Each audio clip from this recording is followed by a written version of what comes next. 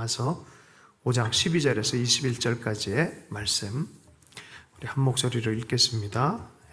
시작. 그러므로 한 사람으로 말미암아 죄가 세상에 들어오고 죄로 말미암아 사망이 들어왔나니 이와 같이 모든 사람이 죄를 지었으므로 모든 사람에게 이르렀느니라. 죄가 율법 있기 전에도 세상에 있었으나 율법이 없을 때에는 죄를 죄로 여기지 아니하였느니라. 그러나 아담으로부터 모세까지 아담의 범죄와 같은 죄를 짓지 아니하는 자들까지도 사망이 왕노릇하였나니 아담은 오실 자의 모형이라. 그러나 이 은사는 그 범죄와 같지 아니하니 곧 한 사람의 범죄를 인하여 많은 사람이 죽었은즉 더욱 하나님의 은혜와 또한 한 사람 예수 그리스도의 은혜로 말미암은 선물은 많은 사람에게 넘쳤느니라. 또 이 선물은 범죄한 한 사람으로 말미암은 것과 같지 아니하니 심판은 한 사람으로 말미암아 정죄에 이르렀으나 은사는 많은 범죄로 말미암아 의롭다 하심에 이름이니라. 한 사람의 범죄로 말미암아 사망이 그 한 사람을 통하여 왕노릇하였은즉 더욱 은혜와 의의 선물을 넘치게 받은 자들은 한 분 예수 그리스도를 통하여 생명 안에서 왕노릇하리로다. 그런즉 한 범죄로 많은 사람이 정죄에 이른 것 같이 한 의로운 행위로 말미암아 많은 사람이 의롭다 하심을 받아 생명에 이르렀느니라. 한 사람이 순종하지 아니함으로 많은 사람이 죄인 된 것 같이 한 사람이 순종하심으로 많은 사람이 의인이 되리라. 율법이 들어온 것은 범죄를 더하게 하려 함이라. 그러나 죄가 더한 곳에 은혜가 더욱 넘쳤나니 이는 죄가 사망 안에서 왕노릇한 것 같이 은혜도 또한 의로 말미암아 왕노릇하여 우리 주 예수 그리스도로 말미암아 영생에 이르게 하려 함이라. 아멘. 오늘 리폼 로마서 11번째 시간입니다. 아담과 그리스도라는 제목으로 해서 말씀을 나누겠습니다.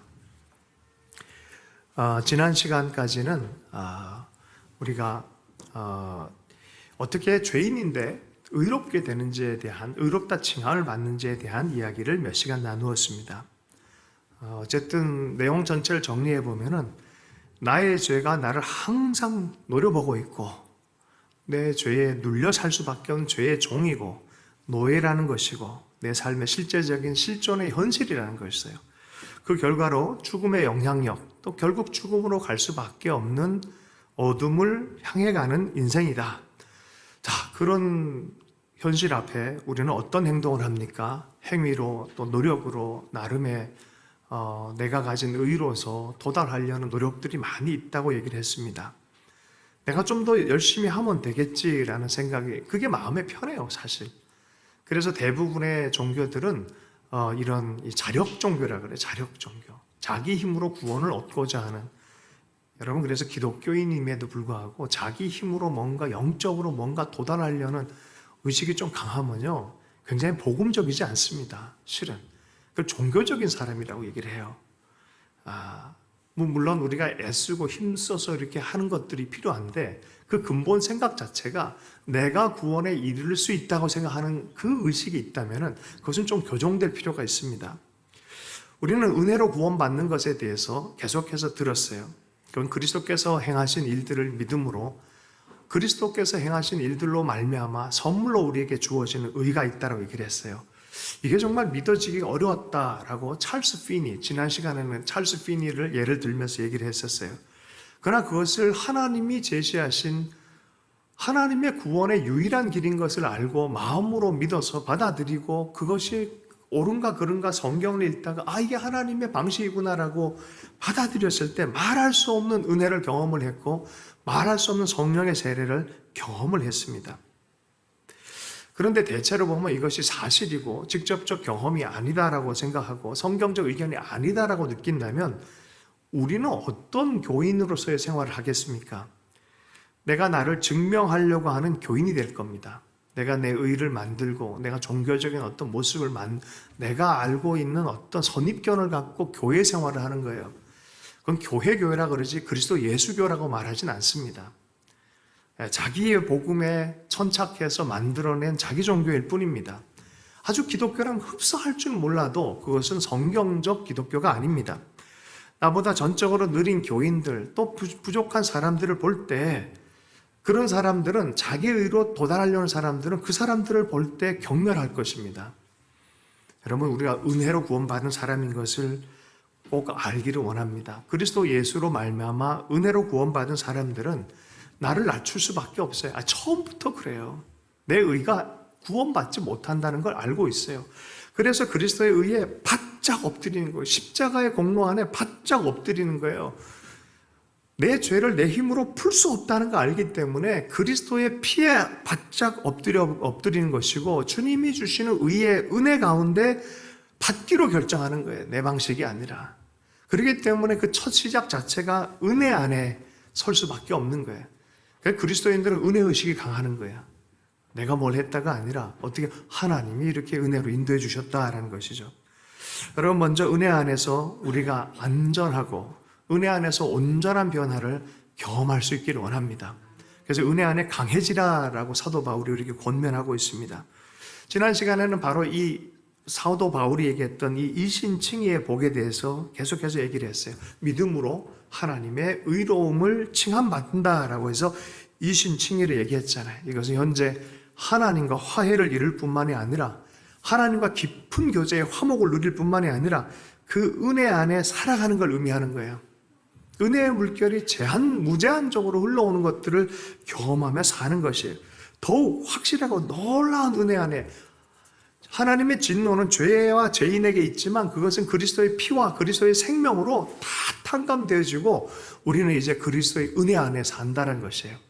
그 얘기를 종합적으로 오늘 아담과 그리스도 예수를 등장시켜가지고 종합적으로 얘기하는 것이 오늘의 본문이에요. 자, 본문에 들어가 보면은 아담 계열로 살 거냐, 아니면 새로운 은혜, 새로운 인류인 그리스도 예수의 사람으로 살아갈 거냐 하는 이 두 갈래의 얘기를 진행을 합니다. 5장 12절의 말씀을 들어가서 함께 읽어보도록 하겠습니다. 5장 12절의 말씀입니다. 함께 읽습니다. 시작. 그러므로 한 사람으로 말미암아 죄가 세상에 들어오고 죄로 말미암아 사망이 들어왔으니 이와 같이 모든 사람이 죄를 지었으므로 사망이 모든 사람에게 이르렀느니라. 어떤 사건이 인간의 인류 가운데서 최초로 일어났습니다. 아담에게서 일어난 일입니다. 그 한 사람에게서 일어난 일입니다. 한 사람으로 말미암아 죄가 들어왔다라고 말해요. 이게 창세기 3장의 이야기입니다. 문학적인 방식으로 얘기했지만 실은 하나님의 사실을, 진리적 사실을 그때의 방식으로 인간에게 준 스토리예요. 이것이 아니다라고 거부할 이유가 하나도 없습니다. 사실입니다. 창세기 3장에서 얘기되어진 한 인간 아담과 하와를 지었고 인간의 대표인 아담이 어떻게 타락하고 하락되어진지에 대한 이야기가 거기에 등장해요. 첫 번째가 뭡니까? 한 사람으로 말미암아 죄가 세상에 들어왔다는 거예요. 두 번째는 죄로 말미암아 사망이 세상에 들어왔다는 거예요. 세 번째는 이와 같이 모든 사람이 죄를 지었으므로 사망이 모든 사람에게 이르렀느니라. 모든 사람이 이런 죄인의 모습으로 되어졌다라고 말하는 것이죠. 그러니 죽음의 영향력 아래 살아갈 수밖에 없다라는 거예요. 자, 그럼 모든 사람이 이와 같이 모든 사람이 범죄함으로 됐다라는 표현을 이걸 어떻게 이해할 거냐라는 부분에 두 가지의 해석이 있었어요. 첫 번째는 뭐냐? 아담처럼 직접적 죄를 범하지 않았지만 아담을 보고 모방하고 본을 따라서 하다 보니까 아담처럼 모두가 다 죄를 범했기 때문에 그렇다. 이건 뭐냐? 다음 대에 태어난 사람은 죄가 사실 없는데 죄인인지 아닌지 그렇게 평가할 수 없는데 똑같이 모방하면서 그렇게 됐다라는 중세시대 5세기쯤에 영국의 신학자였던 펠라기우스라는 사람이 얘기한 거예요. 인간은 사실은 그렇게 성악설이 아니다. 그런 얘기를 한 거예요. 그런 반면에 성경 전체는 이렇게 얘기를 합니다. 아담으로 말미암아 인간 본성에 어떤 악의 씨앗이 숨겨졌다는 거예요. 유대인들의 사고 자체도 우리가 아는 토라라든지 이후에 해석하는 사람들이 다 이쪽입니다. 연대적인 책임으로 나타났다는 거예요. 아담이 범함으로 말미암아 그를 통해서 아담 안에 또 시작되어진 것이 그를 통해서 모든 사람도 같이 죽게 되어지는 그런 연대적인. 그럼 아버지가 섬에 건너와서 살면은 자녀들은 어떻게 돼요? 섬 사람이 되는 거예요. 그런 것처럼 아담과 동일하게 아담의 후예들은 다 그렇게 됐다라고 보는 것이죠.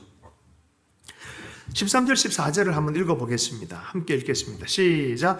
죄가 율법 있기 전에도 세상에 있었으나 율법이 없을 때에는 죄를 죄로 여기지 아니하였느니라. 그러나 아담으로부터 모세까지 아담의 범죄와 같은 죄를 짓지 아니하는 자들까지도 사망의 왕노릇하였나니 아담은 오실 자의 모형이니라. 오늘 이 말씀을 보면은 아담의 범죄와 같이 짓지 아니하는 자들도 사망의 왕노릇했다. 이런 표현이 있어요. 아담처럼 범죄를 안 해도 이미 벌써 어떤 게 장착이 돼버린 거예요. 뭔가 모르게 이미 장착이 돼서 사망의 왕노릇한 존재가 인간이 돼버렸다라고 표현하는 것이죠. 사실은 율법이란 것은 율법이 있으면은 죄가 뭔지를 명시적으로 얘기를 해요. 그러나 율법이 없어도 사망의 왕노릇해 죽는다면은 이미 죄가 왕노릇하는 죄인의 모습으로 살아가고 있다는 뜻입니다. 그래요. 사실은 법령이 나타나면 더 죄가 더 명확하게 지적될 뿐이지 사실은 죄에 대한 죽음을 가릴 수가 없어요. 이미 그런 존재가 돼버린 거예요. 죄로 인해서 죽음 가운데 나아가게 되는 그런 존재가 되었다라고 말하는 것입니다. 자, 13절 14절이 그런 말씀이에요. 그래서 죄가 율법 있기 전에 세상에 있었으나 율법이 없었을 때는 죄를 죄로 여기지 아니하였느니라. 그러나 아담으로부터 모세까지 아담의 범죄와 같은 죄를 짓지 아니하는 자들도 사망의 왕노릇 했다는 거예요. 모두가 다 죄인의 모습을 가질 수밖에 없다는 거예요. 그러면서 아담은 사실은 어떤 대표인 줄 아니? 이거는 죄와 사망의 대표로서 아담이 있지만 생명의 대표로 그리스도가 오시는 그것에 대한 모형이다라는 거예요. 이건 부정적인, 아담은 부정적 모형이지만 그 대표자이지만 긍정적으로 생명의 대표인 그리스도가 오신다라고 말하고 있는 거예요. 여러분, 이 두 사이에서 어디에 살겠습니까? 여러분, 죄가 율법보다 빨리 있었어요. 율법이 없었을 때도 죄가 명명되지 않아도 사망의 왕노릇했다라고 분명히 얘기하고 있습니다. 그래서 모든 사람이 죽고 죽음은 죄에 대한 벌이에요. 죄라고 규정되지 않아도 사실 죄로 인해서 죽는 거예요. 사람들은. 한 사람의 불순종이 죽음을 이렇게 가져왔다는 거예요. 그러면 한 사람 예수 그리스도의 순종을 통해서 우리 모든 사람에게 생명을 하나님께서 가져오게 하신다라고 말씀하고 있습니다. 5장 21절을 미리 한번 읽어보겠습니다. 로마서 5장 21절을 미리 읽겠습니다. 함께 읽습니다. 시작. 이는 죄가 사망 안에서 왕노릇한 것 같이 은혜도 또한 의로 말미암아 왕노릇하여 우리 주 예수 그리스도로 말미암아 영생에 이르게 하려 함이라. 아담 때문에 죄가 들어왔고 사망이 사람에게 왕노릇한 것처럼 그리스도 예수를 통해서 은혜도 또한 의로 말미암아 은혜와 의가 합쳐져서 왕노릇하고 우리를 영생으로 이끌어갈 거란 거예요. 여러분, 두 세계가 공존해요. 아담의 세계, 지금도 그래요. 아담의 세계, 옛 아담의 세계가 있고요, 그리스도의 세계가 있어요. 이 두 세계가 공존하고 있어요. 인간 가운데. 우리는 계속해서 생명의 세계를 선택하며 사는 사람들, 믿음의 사람들이 되기를 축복합니다. 신명기의 말씀에 너 앞에 복과 저주와 사망과 생명을 두었으니 바르게 선택하라, 믿음의 선택을 하라라고 말하는 것이죠. 로마서 6장에 이제 5장이 이렇게 끝나고 나면 6장에 돌아가요. 더 다른 주제들을 다룰 텐데 6장 13절 14절에 보면 이 선택의 중요성에 대해서 굉장히 귀하게 얘기를 합니다. 13절 14절 말씀을 보면요, 또한 너희 지체를 불의의 무기로 죄에게 내주지 말고 오직 너희 자신을 죽은 자 가운데서 다시 살아난 자같이 하나님께 드리며 너희 지체를 의의 무기로 하나님께 드리라. 죄가 너희를 주장하지 못하리니 이는 너희가 법 아래 있지 아니하고 은혜 아래 있느니라. 여러분, 은혜로 돌아가십시오. 믿음으로 말미암아 의로워지는 이 복음의 세계 안으로 선택하고 들어가도록 계속해서 바울은 힘주어서 얘기하고 있습니다. 16절 17절 6장을 한번 보면요, 다시 한번 읽어보겠습니다. 너희 자신을 종으로 내줘 누구에게 순종하든지 그 순종함을 받은 자의 종이 되는 줄 너희가 알지 못하느냐. 혹은 죄의 종으로 사망에 이르고 혹은 순종의 종으로 의에 이르느니라. 아담가로 가면 죽음이다. 그리스도 예수의 은혜의 계열로 가면은 거기 안엔 의가 나타난다라고 말하는 거예요. 하나님께 감사하리로다. 너희가 본래 죄의 종이더니 너희에게 전하여 준 바 교훈의 본을 마음으로 순종하여 라고 말하고 있어요. 죄종이었지만 이제는 은혜 안에 사는 사람으로 주님이 복음을 우리에게 주셨어요. 하나님께 감사한 거죠. 여러분, 최초의 죄에는 대단한 역설이 숨어져 있습니다. 아담이요, 자기가 왕이 되려고 그랬어요. 자기가 하나님처럼 자기도 자기 결정권을 갖고 하나님과 분리해서 자기의 나라를 만들려고 그랬었어요. 그런데 독립한 줄 알았는데 이게 웬걸? 죄가 들어와서 주인 노릇을 해버린 거예요. 도리어 종이 돼버렸어요. 하나님의 종이 아니라 죄의 종이 돼버린 거예요. 나는 내 마음대로 산다고 해서 선택했는데 하나님의 형상의 영광을 잃어버렸고, 하나님의 의와 거룩도 잃어버렸고, 하나님이 다스리라는 권위도 잃어버렸고, 하나님의 명령조차도 잃어버린 거예요. 죄의 종이 되고 사망의 종이 되어져 버렸다는 거예요. 즉각적 결과가 그렇게 나타났어요. 여러분, 죄는 영향력이 있어요. 즉각적으로 죄로 말미암아서, 아담으로 말미암아 사망이 세상에 들어왔다라고 말해요.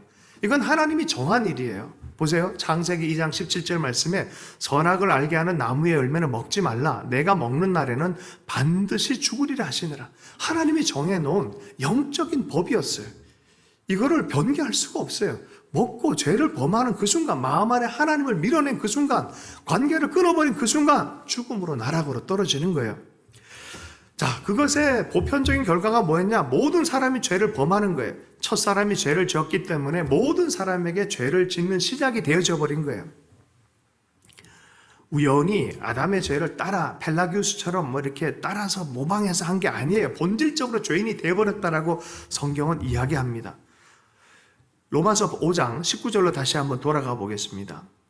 우리가 어떤 선한 행위를 조금 한다고 해서 다시 그게 회복되고 그렇지 않습니다. 본질 자체가 우리 힘으로는 할 수 없는 상태가 됐습니다. 로마서 5장 19절의 말씀입니다. 한 사람이 순종하지 아니함으로 많은 사람이 죄인 된 것 같이 한 사람이 순종함으로 많은 사람이 의인이 되니라. 아담이 그리함으로 후손이 그리했던 것처럼 그리스도가 그리함으로 그리스도께 매달리고 연합되는 자들이 그렇게 되어지는 거예요. 여기에 우리 어떤 행위가 있는 게 아니에요. 나중에 6장에 가서 그럼 행위는 뭐냐라는 부분을 다룰 거예요. 거기 가서 얘기하도록 하고, 정확하게 구원에 관해서는 이 은혜의 계보 안에 믿음으로 들어가느냐 이 문제예요. 아담은 옛사람의 머리이고요, 그리스도 예수는 은혜, 하나님의 새로운 인류, 그 인류의 머리가 되는 그 비유다라고 말하고 있는 거예요. 여러분, 이게 아담으로 말미암아 죄가 들어왔고 우리 모든 사람이 죄인이 됐다, 죄의 본성을 갖고 살아가는 존재가 됐다라는 거예요. 하나님이 선하게 창조하셨어요. 원복이 있어요. 그러나 죄로 범함으로 말미암아 원죄가 시작이 됐어요. 인간 안에 두 가지 시각이 있어야 돼요. 원복의 형상이 있는데 이게 깨어졌어요. 사라지진 않았어요. 이 파편들이 있어요. 인간 안에 어떤 감지하는 게 있어요, 분명히. 그러나 하나님을 영화롭게 하질 않아요. 하나님께 돌아오질 않아요. 왜요? 원죄적 성격 때문에. 하나님을 자꾸 피해요. 죄의 본성 안으로 자꾸 들어가려는 습성이 우리 안에 딱 버티고 있습니다. 심리학자들이 참 재미난 얘기를 해요. 깊이 인간을 연구하다 보면은 깊은 곳에, 인간 깊은 곳 안에 거절감이 있다는 거야. 누군가 자기를 쳐낸 거절감이 있다는 거야. 뭐예요? 에덴에서 일어난 일이에요. 죄 때문에 멀어진 수치감, 죄책감, 거절감, 반대로 뭐예요? 사랑받고 싶어하는 욕구, 인정받고 싶어하는 욕구, 소속되고자 하는 욕구, 이것이 인간 안에 있다는 거예요. 그러나 도달할 수 없는 인간의 죄된 본성이 작동이 시작됐다는 거예요. 이게 원죄의 교리입니다. 우리 안에 원죄적 속성들이 있다는 거예요. 자, 그런데 원죄적 속성이 이런 식으로 전달되어진 것처럼, 모든 사람이 죄인으로 가두었던 것처럼 이와 비슷한 방식으로 그리스도의 은혜의 방식이 작동이 되어질 거란 거예요. 할렐루야. 그리스도로 말미암아 은혜의 놀라운 역사가 일어날 것이다라는 거예요. 율법에 관해서는 우리가 죄인인 것 드러내고 범법했을 때 범법했다라고 말하는 거예요. 그러한 것이 있어요. 그러나 우리가 일단 죄인이 된 상태에서 여기까지 오게 되어졌어요. 자, 다시 한번 창세기 2장 16절 17절을 한번 읽어보겠습니다. 여호와 하나님이 그에게 명하여 이르시되 동산 각종 나무의 열매를 내가 임의로 먹되 선악을 알게 하는 나무의 열매를 먹지 말라. 내가 먹는 날에 반드시 어떻게 해요? 죽으리라. 여기서 우리가 좀 생각할 필요가 있어요. 사람들은 하나님이 죽도록 계획되지 않았다는 거예요. 다른 건 몰라도 다른 생물들은 몰라도 인간만큼은 특별히 아담으로 시작되어진 하나님의 형상으로 지어진 인간만큼은 어떻게 해요? 죽음이 계획된 적이 없어요. 그런데 죄로 말미암아 죽음이 시작이 됐다는, 그리고 또 반드시 죽으리라고 말하고 있는 거예요. 그래서 아담은 그리스도를 만나기 전까지는 타락한 인류, 유대인들 이방인 모든 자의 아버지, 그 머리가 되어지는 것입니다. 그런데 아담으로 끝나지 않고 하나님은 그 죄인으로 끝나버려 우리 인생 가운데 그리스도를 준비하셨다는 거예요. 그리스도, 하나님의 아들 예수 그리스도를 보내기로 결정하고 그분이 십자가에서 우리의 죄와 저주를 대신해서 죽어주신 것입니다. 이것이 하나님이 우리에게 제시하신 놀라운 구원의 방식이다라고 말하는 거예요. 우리 15절 17절 말씀, 5장 15절 17절 말씀을 함께 읽겠습니다. 함께 읽습니다. 시작. 그러나 이 은사는 그 범죄와 같지 아니하니 곧 한 사람의 범죄를 인하여 많은 사람이 죽었은즉 더욱 하나님의 은혜와 또한 한 사람 예수 그리스도의 은혜로 말미암아 선물은 많은 사람에게 넘쳤느니라. 또 이 선물은 범죄한 한 사람으로 말미암은 것과 같지 아니하니 심판은 한 사람으로 말미암아 정죄에 이르렀으나 은사는 많은 범죄로 말미암아 의롭다 하심을 이름이니라. 한 사람의 범죄로 말미암아 사망이 그 한 사람을 통하여 왕노릇하였은즉 더욱 은혜와 의의 선물을 넘치게 받은 자들은 한 분 예수 그리스도를 통하여 생명 안에서 왕노릇하리로다. 아멘. 여러분, 이미 죄인으로 드러난 건 어쩔 수 없어요. 이게 실존인 걸 어떻게 해요? 우리 인간 안에 죄성이 있는 걸 어떻게 해요? 아무리 살펴봐도, 나를 살펴봐도 그렇고, 주변을 살펴봐도 그렇고, 세상을 살펴봐도 그렇고, 역사를 살펴봐도 인간의 안에 이 죄성 해결할 길이 없어요. 자, 그런데 이 죄인 가운데 이 죄로 말미암아 하나님으로부터 생명의 법이, 죄가 없었으면 사실 이게 나타나질 않아요. 이 죄 때문에 나타나는 하나님의 생명이 있다는, 그게 뭐예요? 그게 은혜예요, 은혜. 이 죄인을 구원하기 위하여 오신 그리스도가 나타나신 거예요. 여러분, 이 죄 때문에 은혜가 나타나게 됐다니까요. 사탄은 죄로 인해 죽음과 사망으로 끌고 가려 하지만 하나님은 이 죄 때문에 은혜를 더하고자 나타나신 거예요. 아멘이십니까? 이거 얼마나 놀라운 진술입니까? 그죠? 여기에 어디 갔습니까? 제가 지금 흥분해가지고 본문하세요, 그죠? 예수 그리스도의 은혜로 말미암아 선물은 많은 사람에게 넘쳤도다라고 말해요. 선물은 범죄한 한 사람으로 말미암은 것 같지 아니하니 심판은 한 사람으로 말미암아 정죄에 이르렀으나 은사는 많은 범죄로 말미암아 의롭다 하심의 이름이니라. 죄인들이 있기 때문에 그리스도께서 오신 거예요. 여러분, 죄가 있기 때문에 그리스도가 우리에게 무제한의 은혜로 나타나시는 하나님의 사랑으로 등장하시는 거예요. 죄인을 찾아서 오신 하나님, 예수 그리스도이십니다. 그래서 주님께서는 죄인의 친구라 말할 뿐만 아니라 내가 의인을 구하러 온 것이 아니라 죄인을 구하러 왔다라고 성경에서 말씀하고 있는 줄로 믿습니다. 그 예수 그리스도, 한 사람의 범죄로 말미암아 아담으로 말미암아 사망이 그 한 사람을 통하여 왕노릇하였은즉 더욱 은혜와 의의 선물을 넘치게 받는 자들은 한 분 그리스도로 말미암아 생명 안에서 왕노릇하리로다. 보세요, 내가 죄인이냐 아니냐 문제가 아니에요. 이제는 무슨 문제예요? 내가 그리스도의 은혜를 붙들고 믿음으로 살아가느냐, 아니면 원래 죄와 저주 안에 그냥 냅둬 버리느냐, 이 문제라는 거예요. 여러분, 은혜를 선택하길 축복합니다.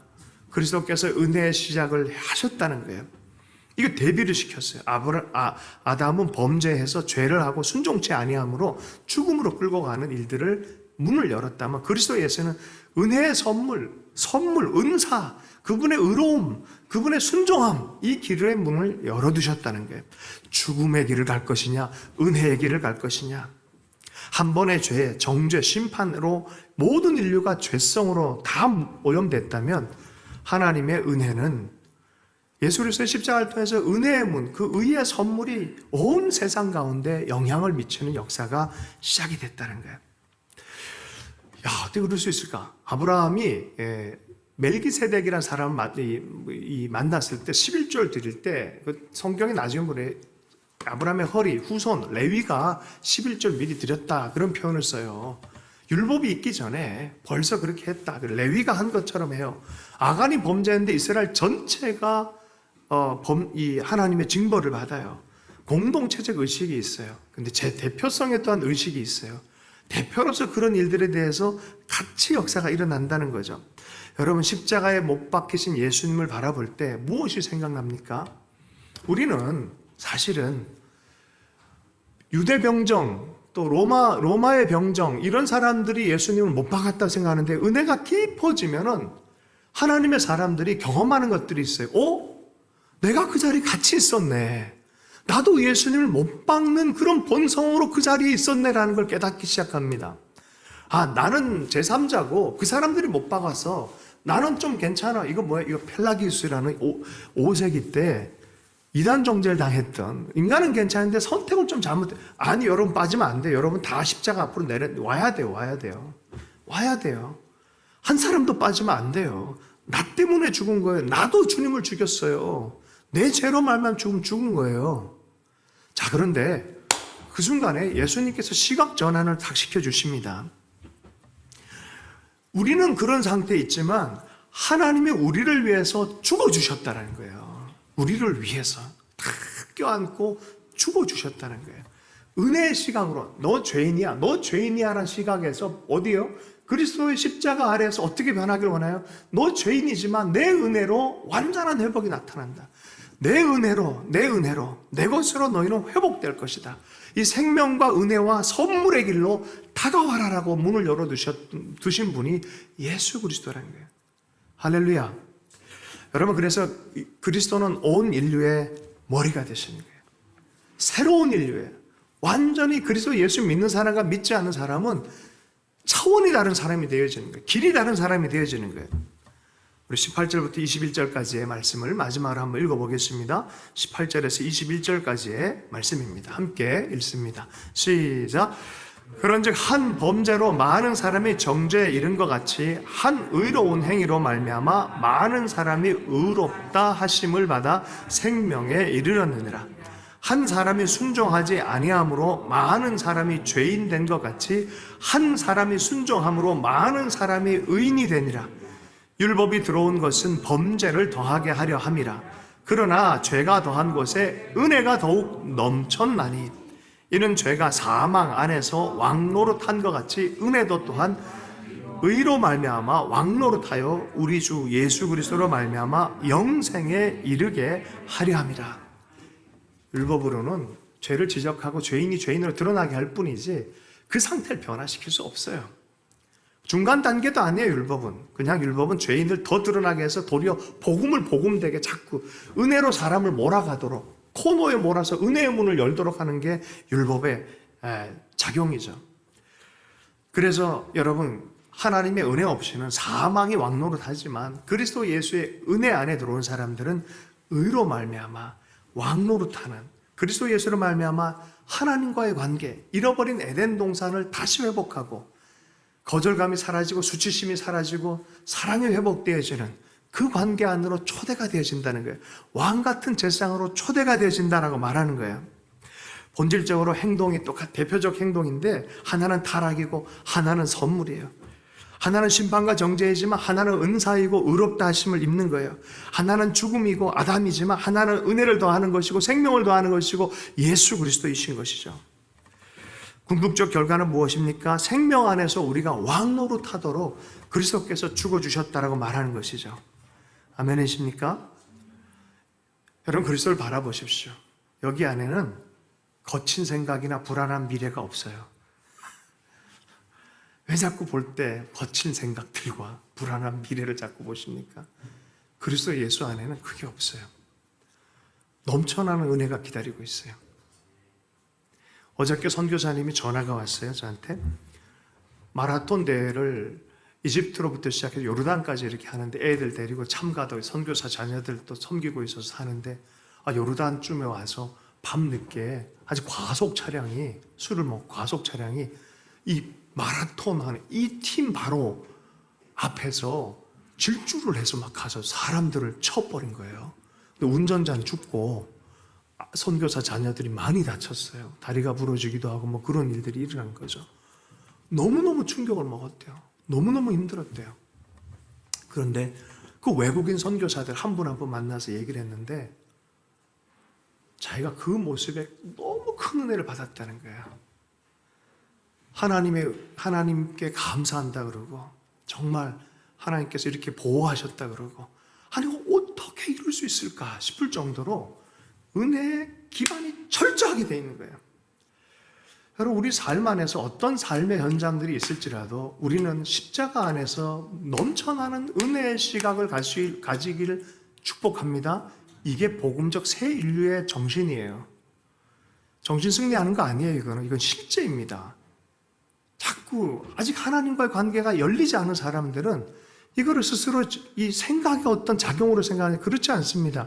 이건 살아계신 하나님의 은혜의 물결 안에 들어가는 거예요.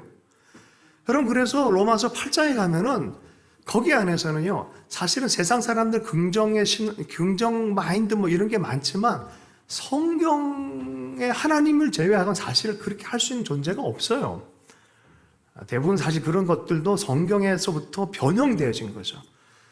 다른 말로 하면은 모든 게 하나님께 선을 이루고 긍정으로 품을 수 있는 이유가 어디냐? 살아계신 은혜의 하나님 때문에 그래요. 그분이 내 삶을 인도하실 거라는 확신 때문에 그런 거예요. 그래서 예수로 말미암은 끊을 수 없는 은혜의 시각 때문에 그렇게 살아가는 거예요. 여러분 그렇게 살 수 있게 축복합니다. 은혜가 왕노릇하는.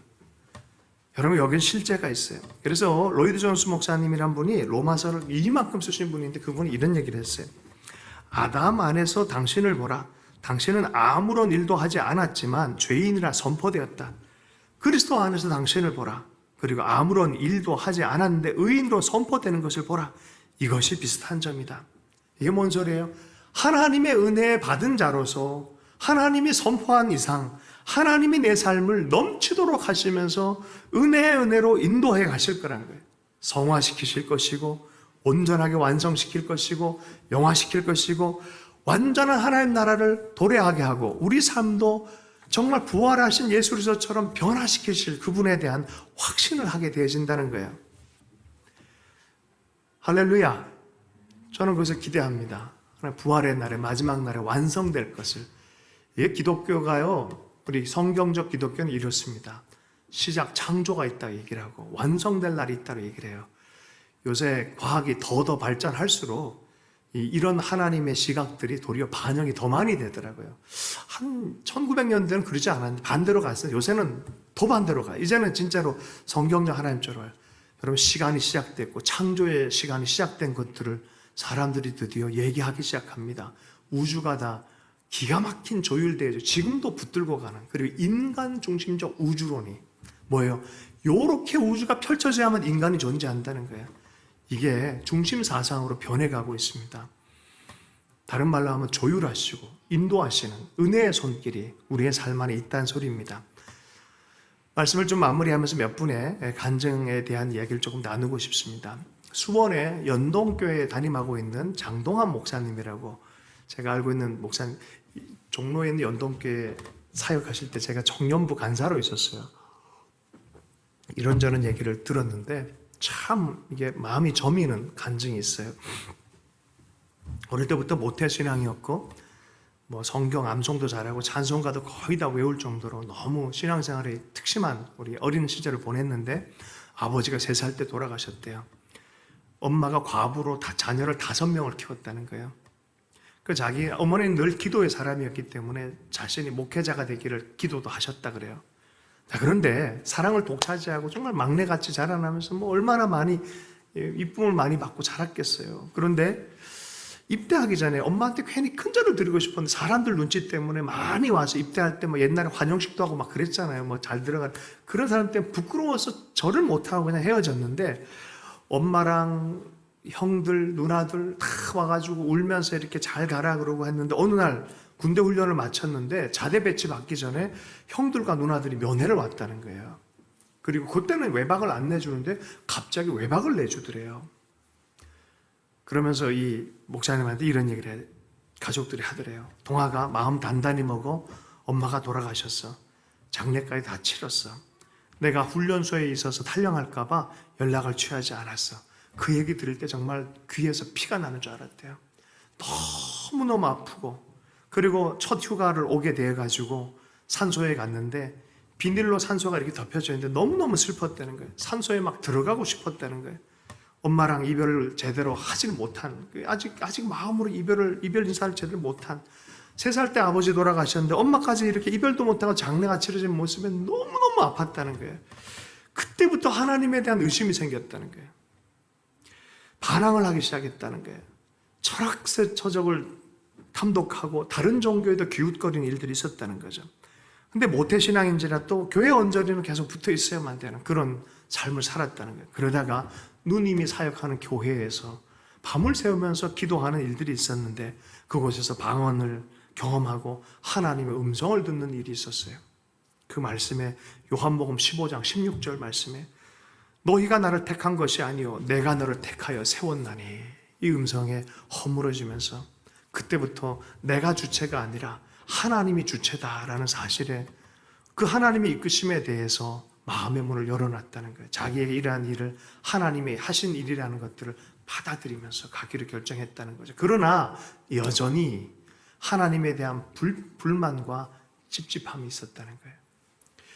그러다가 이분이 상담 심리로 이 박사학위를 받은 분이에요. 자기 아픔 때 공부를 참 많이 하신 분인데 집단 상담을 하다가 튀어나온 거예요. 교수님이 옆에 있는 사람에게 제일 보고 싶은 사람 불러보라고 했는데 이 파트너가 알코올 중독증 뭐 이렇게 맡은 그런 분이었었는데 자기는 갑자기 어떤 마음이 들었냐면 엄마가 돌아가신 그 기억이 났고 엄마를 불러보고 싶다는, 4년 전에 돌아가신 엄마를 불러보고 싶었다는 거예요.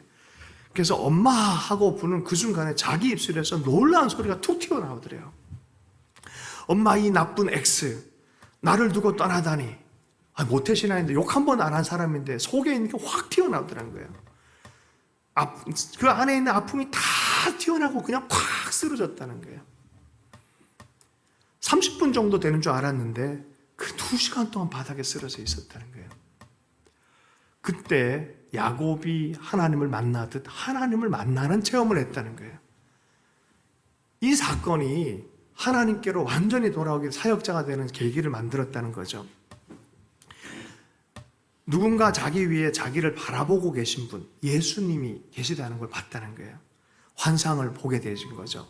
그분이 얼굴에 고름 같은 것으로 얼굴이 덮여 있다는 거예요. 이렇게 말씀해 주셨다는 거예요. 동아가 힘들었지. 얼마나 힘들었겠니? 미안하다, 미안해. 나도 힘들었단다. 예수님이 하신 말씀을 그렇게 들으면서 예수님이 더 아파하는 것을 알게 되어진 거예요. 그때 이분의 표현을 이렇게 썼어요. 그때 난 야곱처럼 고난 아래 눈을 들고 주님을 볼 수 있었다. 그리고 어머님의 하나님이 아닌 나의 예수님을 만나게 됐다. 나의 예수님을 만나게 됐다. 여러분, 하나님의 은혜의 시각으로 내 속에 있는 어두운 상처들이 몰아져 나가는 때가 있어요.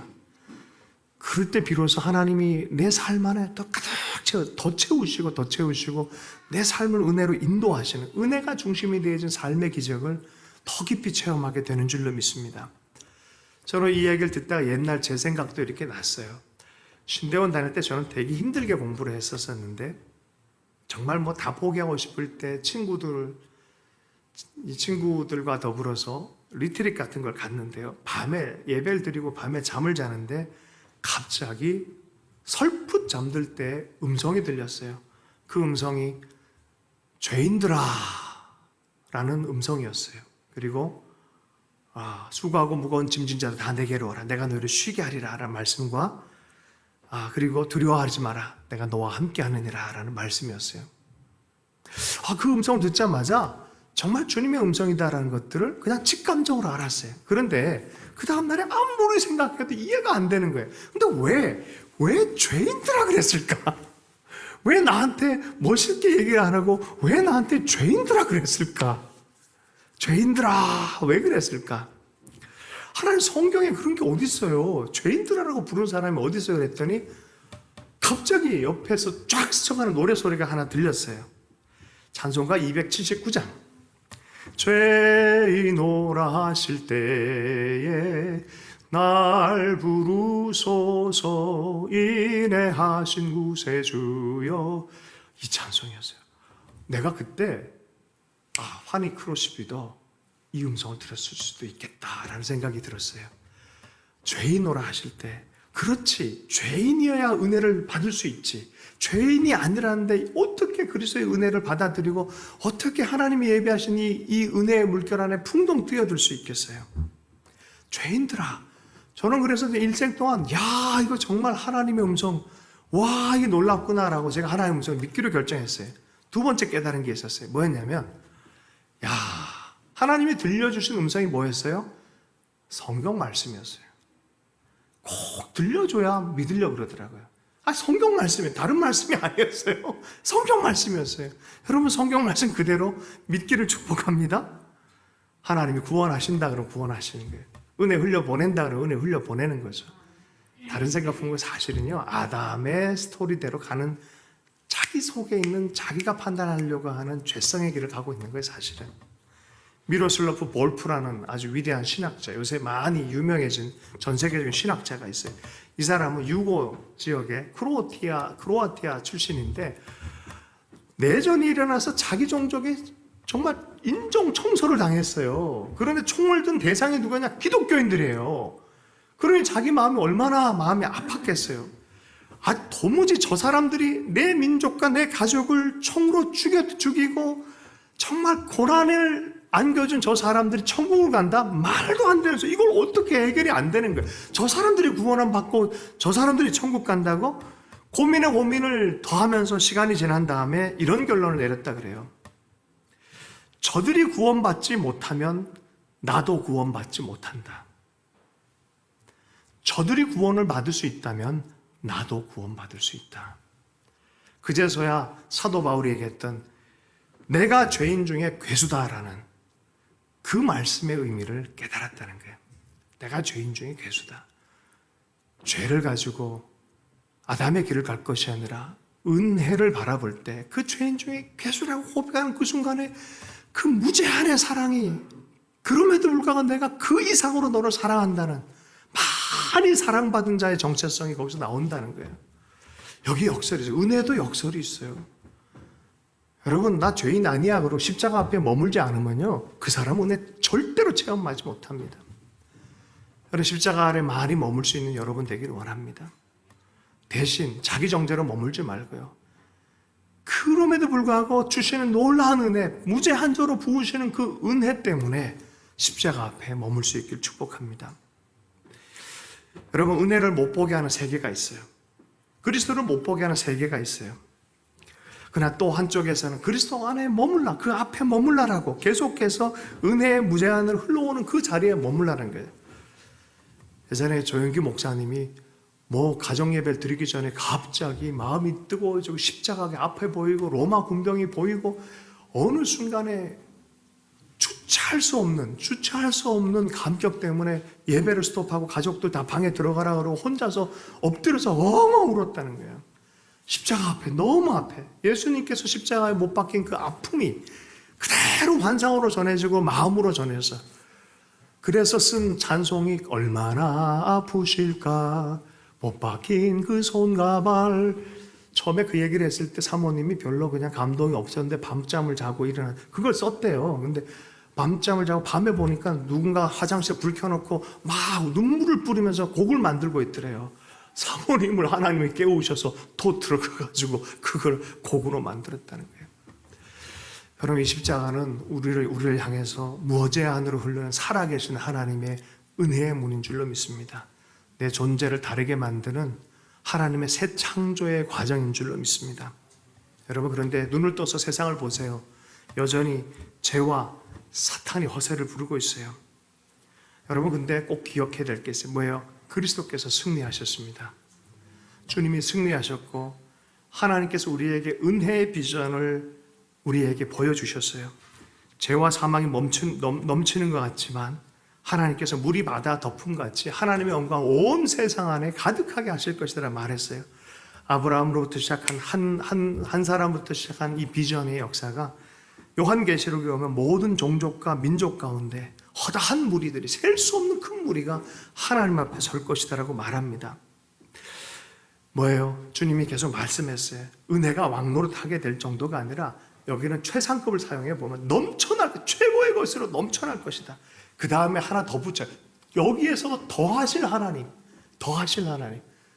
옆 사람에게 은혜는 더 있다. 옆 사람에게 더 있습니다. 은혜는 더 있습니다. 여러분, 넘쳐나는 은혜의 삶을, 은혜의 시각, 여러분 은혜를 접촉하고 살아가는 사람들은요, 입술이 감사로 바뀌어요. 감사하십시오. 어느 상황이든 감사하십시오. 포엔센터가 계약이 돼가지고 이사를 갔잖아요. 가기 전에 한번 부동산 들리고 어떤 보여주는 곳에 딱 갔는데 부동산 주인이 그러더라고. 그거 안 될 건데요. 교회는 안 될 건데. 그랬는데 안 되나 보다 뒤돌아섰는데 갑자기 너의 생각하는 것보다 기도하는 것보다 더 은혜를 더 하실 하나님 탁 던져주시더라고요. 그리고 한 15분 있다가 전화가 왔는데 보자 그러는 거예요. 와보라고. 그러더니 꼭 목사님께 드리고 싶다고. 그리고 다 결정이 되셨어요. 여러분, 지금도 하나님은 넘쳐난 은혜로 우리를 초대하고 계십니다. 십자가 아래로 우리를 초대하고 계신 하나님이신 줄로 믿습니다. 절대로 옛사람으로 돌아가지 마십시오. 그 은혜의 물결 안에 승리하며 사는 우리의 삶이 됐으면 좋겠습니다. 말씀 붙들고 기도하십시다. 이 시간 기도할 때 하나님, 그 은혜의 시각 안에 살아가는 그리스도인으로 살기를 원합니다. 옛 저주, 죄의 영향력 안에 살지 않고 그리스도를 바라보고 그 은혜로 충만하고 풍성한 은혜 안에 달려가기를 원합니다. 이렇게 결단의 기도 함께 하도록 하겠습니다. 함께 기도합니다.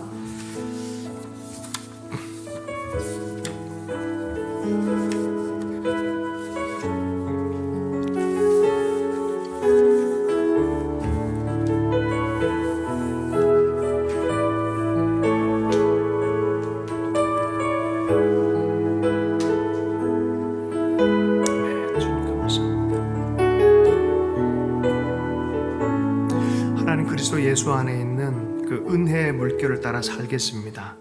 믿음 안에 주님을 영접하고 붙들고 살겠습니다. 그 은혜의 시각 안에 감사의 입술로 살겠습니다. 더욱 넘쳐나게 하실 주님 바라보며 살 때 우리가 맛보고 경험하며 흘려보낼 수 있도록 축복하여 주시옵소서. 감사하며 예수님 축복하며 기도했습니다.